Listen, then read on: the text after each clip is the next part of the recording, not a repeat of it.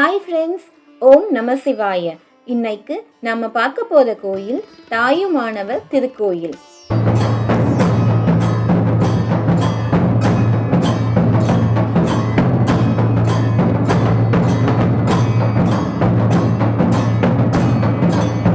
நாம எல்லாரும் திருச்சி மலைக்கோட்டைனா உச்சி பிள்ளையாரை தான் நேராக கும்பிட போதும். ஆனா அங்க கீழே இருக்கிற தாயுமானவர் தான் ரொம்ப முக்கியமானவர். இந்த சிவன் அவ்வளவு அற்புதங்களை நிகழ்த்தி இருக்காது. திருச்சியில உறையூரை தலைநகரா வச்சு முற்கால சோழ மன்னன் ஆட்சி செய்து வந்தார். அப்போ மலைக்கோட்டையின் கீழே இருந்த தோட்டத்தில் சாரமா முனிவர் தினமும் சிவனுக்கு செவ்வந்தி பூக்களை பறிச்சு பூஜை செய்தார். ஒருமுறை மன்னனின் வீரர்களில் சிலர் அந்த செவ்வந்தி பூக்களை அந்த முனிவருக்கே தெரியாமல் பறித்து மன்னனிடம் கொடுத்தாங்க. மன்னன் அந்த பூக்களோட நிறம் வாசம் பிடிச்சு போய் அந்த பூக்களை தினமும் எடுத்து வர சொன்னான். இதனால ஒரு நாள் பூக்கள் இல்லாமலே முனிவரோட பூஜை நின்னு போச்சு. மன்னனிடம் முறையிட்டும் எந்த பயனும் இல்லாமல் போனதால அவர் சிவனிடம் முறையிடுறாரு. சிவனோ மன்னனின் மேல் மிகுந்த கோபப்பட்டு மண்மழை பொழிய வச்சு உறையூர் முழுவதுமே மண் மூடி போக வைக்கிறாரு. சிவன் முதலில் கிழக்கு நோக்கியே இருந்திருக்காது. முனிவருக்காக உறையூரை தண்டிக்க மேற்கு நோக்கி திரும்பியிருக்காரு. இதனாலதான் இந்த கோயில்ல சிவனுக்கு பின்புறமா கொடிமரம் இருக்கு. மன்னனும் அரசியும் அரண்மனையை காலி பண்ணி வெளியே வராங்க. வெளியே வரும்போது மன்னன் மாண்டு விடுகிறான். கருவுற்ற அரசி புவனாதேவி சிவனை வேண்டி அழுது காவேரி ஆற்றில் உயிர்விட தயாராகும் போது அடியார் ஒருவர் அரசியை காப்பாற்ற அவளுக்கு ஆண் குழந்தை ஒன்று பிறக்கிறது. அந்த குழந்தைதான் பின்னாளில் நாடே போற்றிய கரிகால சோழன் ஆவார். சிவனுக்கு செவ்வந்தி மலர் வைத்து பூஜை செஞ்சதால அவருக்கு செவ்வந்திநாதர் என்ற பெயர் வந்திருக்கு. செவ்வந்திநாதரான சிவனின் மீது தனக்குத்தன் என்ற வணிகனின் மனைவி ரத்னாவதி தீராத பக்தி வைத்திருந்தாள். இவங்க கர்ப்பமாய் இருந்த காலத்துல அவரது தாயை பிரசவ உதவிக்காக கூப்பிடுறாங்க. ஆனா அப்போ காவேரியில் வெள்ளம் கரை புரண்டு ஓடுது. அதனால அவளது தாயால் காவேரி வெள்ளத்தை தாண்டி வர முடியவில்லை. அப்போ அவங்க தாய் தன் மகளுக்கு ஏதாவது ஆகிடுமோன்னு ரொம்ப பயந்து சிவனை நோக்கி செவ்வந்திநாதா அபயம் அபயம்னு கதற, அந்த கதறலை கேட்டு செவ்வந்திநாதர் ரத்னாவதியின் தாயாகவே மாறி சென்று ரத்னாவதிக்கு பிரசவம் பார்க்கிறார். காவேரி ஆற்றில் வெள்ளம் வடியும் வரையிலும் குழந்தையை பார்த்து கொண்டாராம். தாயாக மாறி வந்ததாலேயே அவருக்கு தாயுமானவர் என்ற பெயர் வந்தது.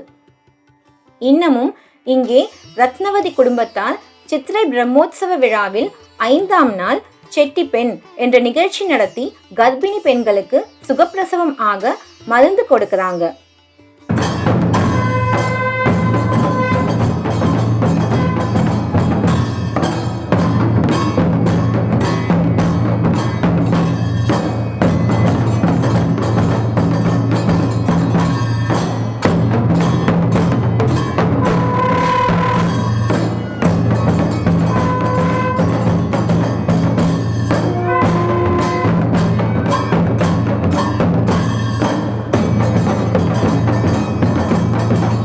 குழந்தை வரம் சுகப்பிரசவம் ஆக வேண்டி இங்கே நடக்கும் வாழைத்தார் வழிபாடு மிகவும் முக்கியமானது.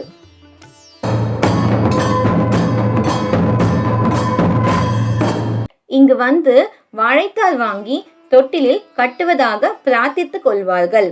அதேபோல் பிரசவம் ஆன பிறகு சுவாமியின் சன்னதியில் வாழைத்தாரை கட்டி அதை தொட்டிலாக ஆடவிட்டு நேர்த்திக்கடன் செலுத்துறாங்க.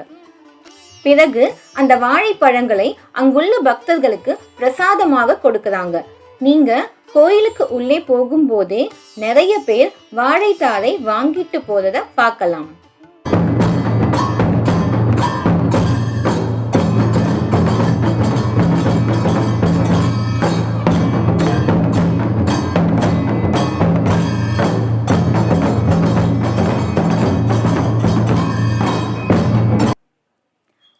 மகளோட பேர் மட்டுவால் குழலி.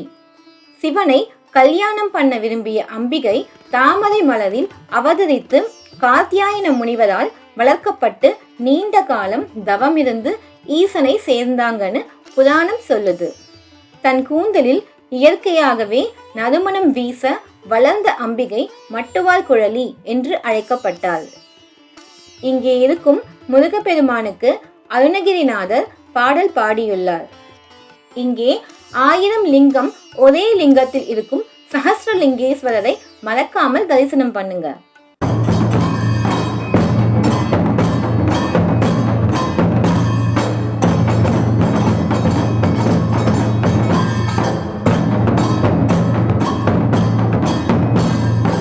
இன்னொரு அதிசயமான திருமேனி ஜீரகேஸ்வரர்.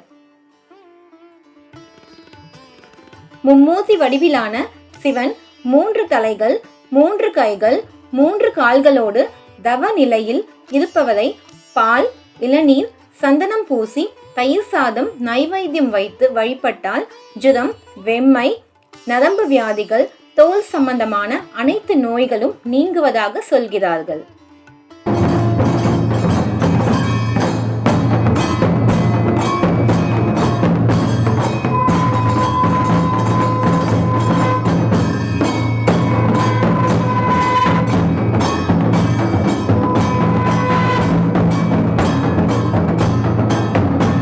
கொடிமரத்துக்கும் பலிபீடத்துக்கும் இடையே உள்ள சங்குநாதர் வடிவம் மிகவும் அழகாக இருக்கும்.